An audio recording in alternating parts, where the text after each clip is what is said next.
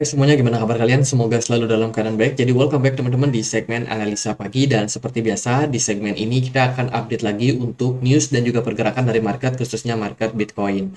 Jadi thank you banget buat teman-teman yang udah nonton video kita yang kemarin ya, di segmen analisa pagi, di mana aku jelasin banyak sekali tuh tentang berita makroekonomi, terutama soal jumlah hutang Amerika Serikat yang terus naik setelah mereka kemarin menaikkan plafon hutang mereka ya. Sekarang limit hutang mereka lagi tambah tinggi lagi teman-teman, dan Amerika Serikat bisa ngutang lebih banyak lagi pada masyarakat.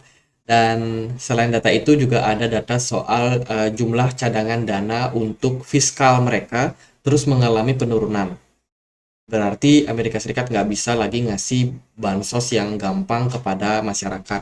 Termasuk juga ada berita soal banyaknya apa namanya, study loan ya teman-teman, pinjaman untuk mahasiswa itu benar-benar dikurangi budgetnya, karena budget memang dari pemerintah Amerika Serikat semakin lama semakin tipis. Ini terjadi karena ya bisa dibilang mereka sudah banyak sekali nih memberikan likuidasi ke market dengan berbagai cara teman-teman, sehingga market sebelumnya sempat bergairah dan sekarang kita udah mulai masuk di mana pengetatan itu terjadi, likuidasi di market makin lama makin turun, dan impactnya adalah volume perdagangan pun juga pasti akan turun. Ini belum termasuk sama ancaman-ancaman beberapa bank yang akan kemungkinan untuk kolaps teman-teman. Dan hari ini kita udah dapat beberapa bank lagi yang juga mengalami kasus serupa.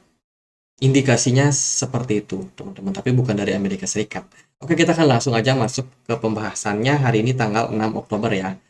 Kemarin kita dapat data soal ekspor import Amerika Serikat. Overall datanya masih cukup oke, di mana ekspornya mengalami kenaikan, namun impornya mengalami penurunan. Dari Amerika Serikat juga ada data soal pengangguran, klaim pengangguran awal Amerika Serikat, yang mana datanya mengalami fase penurunan. Fase peningkatan dari 205.000 naik menjadi 207.000. Dan ini masih cenderung di bawah dari forecast. Jadi makin banyak nih orang yang nganggur guys.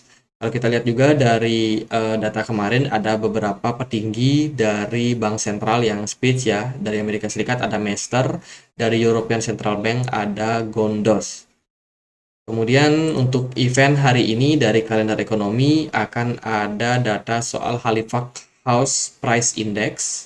Jadi oh, ini dari Inggris teman-teman, Halifax House Price Index, yang mengukur tentunya bagaimana tingkat harga ya, kenaikan atau penurunan harga properti di kawasan Halifax di Inggris. Kemudian juga ada data soal average hourly earning. Ini adalah rata-rata pendapatan dari pekerja secara per jam teman-teman, kira-kira bayaran mereka berapa nih para pekerja yang ada di Amerika Serikat ya. Sementara sih poinnya ada di 4,3%. Kemudian juga akan ada data soal non-farm payroll Amerika Serikat. Lalu nanti malam juga ada data soal unemployment rate. Jadi dari data-data penting ini mungkin akan memberikan impact juga terhadap pergerakan dari USD. Oke, kita akan langsung aja masuk ke pembahasannya. Nah, setelah kemarin beritanya di mana Ripple itu menang ya teman-teman. Ripple dianggap menang karena dari Hakim Torres yang menangani kasus dari SEC sama Ripple itu memutuskan untuk tidak menyetujui banding yang diajukan oleh SEC. Jadi Gary Gensler bisa dibilang kecewa teman-teman. Dan ya bisa dibilang untuk posisi sekarang XRP aman ya, karena banding sudah tidak bisa dilakukan dan kita tinggal tunggu aja penyelesaian dari kasus-kasus ini ke depannya. Kemudian teman-teman, sekarang SEC langsung masuk ke kasus berikutnya nih. SEC baru aja menginvestigasi atau akan menginvestigasi Elon Musk karena pembelian Twitter yang dia lakukan di bulan Juli kemarin. Beberapa bulan kemarin lah teman-teman. Jadi dianggap pembelian ini itu mencurigakan. Kenapa? Karena Elon Musk dianggap sudah melakukan transaksi terlebih dahulu sebelum mereka melakukan legal deal-nya. Kalau Elon Musk sudah mengakuisisi Twitter jauh sebelum kesepakatan yang mereka lakukan, karena kepemilikan dari Elon Musk ini sudah dianggap sangat tinggi ya sebelum beritanya mereka mengakuisisi. Ya kita nggak tahu lah nanti gimana kasusnya ini Twitter sama SEC. Jadi SEC mencari target baru. Kemudian dari Indonesia ya teman-teman, ini ada berita soal kabut asap ya. Jadi stay safe ya buat teman-teman yang mungkin tinggalnya di daerah Sumatera, Kalimantan, kemudian juga Bangka Belitung mungkin atau Riau Kepulauan, Kepulauan Riau, lebih hati-hati aja karena kebakaran hutan nampaknya terjadi di tengah kemarau panjang seperti sekarang. Jadi selalu stay safe, pakai masker kalau pergi teman-teman, dan semoga kabut asapnya ini nggak meluas ya ke berbagai daerah yang lain. Oke, sekilas saja. Sekarang kita langsung lihat dari berita-berita yang lain. Teman-teman, Avalanche baru aja meluncurkan sosial media mereka yang terbaru, yaitu namanya Stars Arena. Wah, kalau dilihat dari namanya ini kayak game ya. Tapi ternyata ini adalah SocialFi.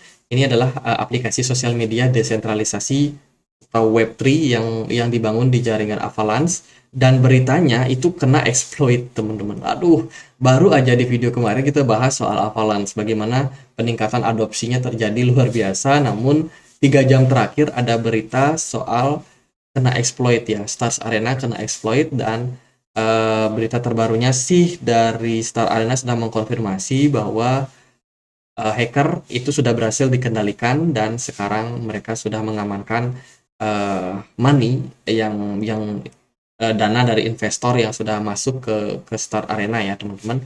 Jadi mereka bisa dibilang merespon dengan percaya diri bahwa kasus penyerangan sudah berhasil dikendalikan dan tentunya sudah aman ya buat buat Stars Arena. Jadi buat teman-teman yang belum tahu, ini adalah salah satu pesaing dari Frentech teman-teman yang sempat populer di beberapa bulan terakhir. Sekarang Avalanche sudah meluncurkan juga satu produk baru mereka, yaitu Stars Arena. Kedepannya mungkin akan lebih banyak lagi sosial media terdesentralisasi yang akan dibangun. Jadi seperti itu. Kemudian ini dia teman-teman, Metro Bank crash ya. Dilihat dari harga sahamnya kemarin anjlok sampai 50% sudah.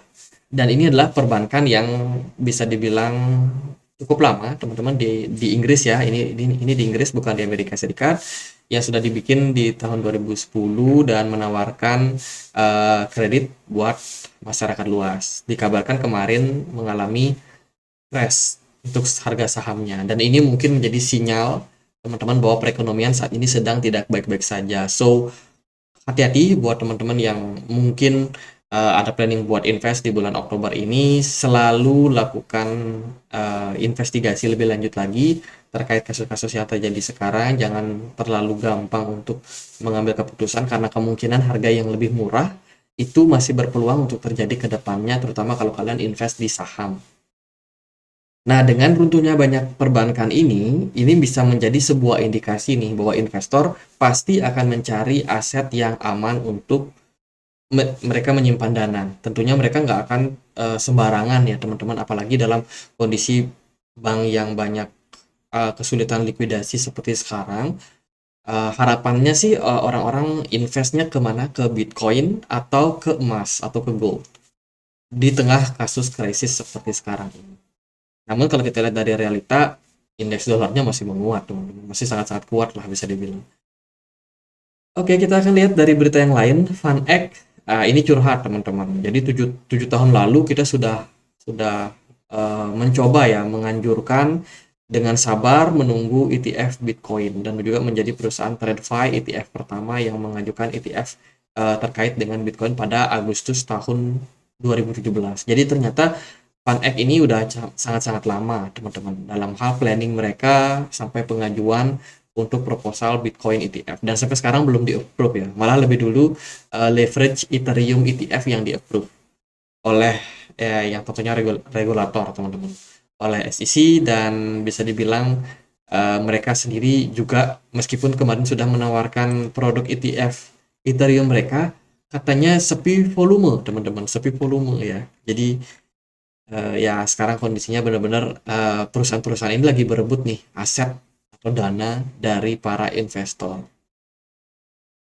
Ngeri ya teman-teman kalau aku lihat berita-beritanya, benar-benar sangat-sangat sulit lah. Oke, kita akan langsung masuk ke pembahasan harganya. Kemarin Bitcoin sempat volatile naik ke 28.000 dan akhirnya kena banting lagi. Dari volume kemarin masih cukup tinggi dengan volume smart money yang makin lama makin turun. Hari ini indeks dolar udah kembali nyungsep, kembali turun ya teman-teman. Kemudian juga gold mengalami penurunan tipis, S&P 500 pun mengalami penurunan tipis. Dari saham Indonesia jelas udah masuk ke downtrend. Dari Indonesia itu terus dari Bitcoin. Nah, ini Bitcoin juga mengalami penurunan. Jadi overall kalau kita lihat dari data semuanya kompak turun. Apalagi BTC Dominance masih mengalami penguatan. Altcoin tambah turun lagi, guys. Oke, kalau kita lihat dari pergerakan Bitcoin di perdagangan kemarin memang menunjukkan Bitcoin ini masih belum terlalu confidence untuk bullish. Kalau saya melihat, saya menilai ya, Bitcoin sudah membuat yang namanya higher low yang baru, dan ini ditunjang juga sama volume yang tinggi serta smart money yang turun.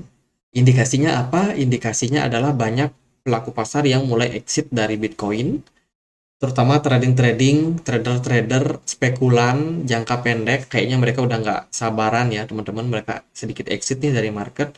Kelihatan banget smart money-nya udah mengalami penurunan, namun volume pedagangnya kemarin sempat tinggi. Jadi indikasinya adalah mereka sudah exit di kisaran level 28.000 ketika Bitcoin ditendang naik kemarin.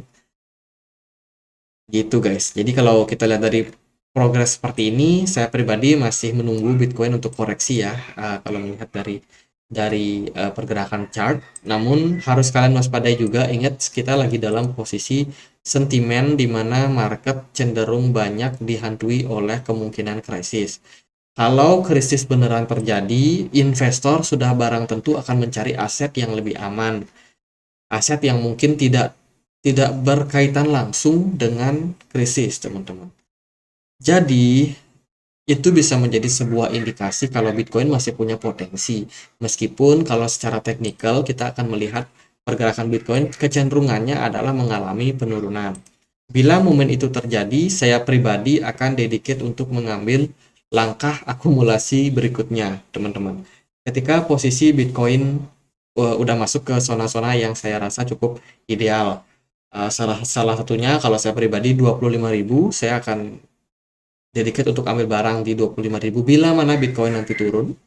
Berikutnya level seperti 23.000 atau 20 ribuan, saya akan coba untuk lirik juga nih sebagai tempat untuk akumulasi. Mungkin itu akan tercapai dalam beberapa waktu ke depan. Gitu sih teman-teman, sementara yang kita lihat beberapa trader juga menilai kalau Bitcoin ini ada membentuk pola head and shoulders ya, berpotensi untuk head and shoulders. Bila mana kita kembali mengalami penurunan ke 25.000, maka akan lebih jelas lagi teman-teman pola tersebut tercipta. Jadi masih sangat-sangat rawan untuk saat ini, apapun masih bisa terjadi. Apakah itu bullish atau bearish, saya rasa masih punya peluangnya. Namun kalau secara teknikal saya menilai market masih akan kecenderungannya mengalami penurunan. Semoga nggak dalam, semoga nggak lama juga. Karena kita udah mau masuk ke fase halvingnya juga. Jadi paling aman DCA lah teman-teman. DCA daripada teman-teman ketinggalan ya, ketinggalan nanti kalau Bitcoin udah naik, saya rasa naiknya bukan 1%, 2%, tapi tiba-tiba 7%, 10%, kayak yang sebelum-sebelumnya terjadi. Jadi kebiasaan Bitcoin itu seperti itu. Ya itu sih kalau dari time frame satu hari. Dari time frame 4 jam kelihatan memang penurunan smart money jelas terasa teman-teman. Bagaimana Bitcoin juga pertahanan dari penurunannya juga cenderung lemah ya kalau menurut saya, dan didominasi oleh penurunan. Apalagi kalau indeks dolar kedepannya bakalan naik lagi karena mungkin sentimen dari obligasi yang naik. Nah itu bisa menjadi sebuah potensi juga nih untuk market lebih crash daripada saat ini. Tapi sekarang sih kita lihat indeks dolar udah mulai turun nih. Jadi bener-bener mix lah buat saya sekarang. Arah Bitcoin masih belum begitu jelas.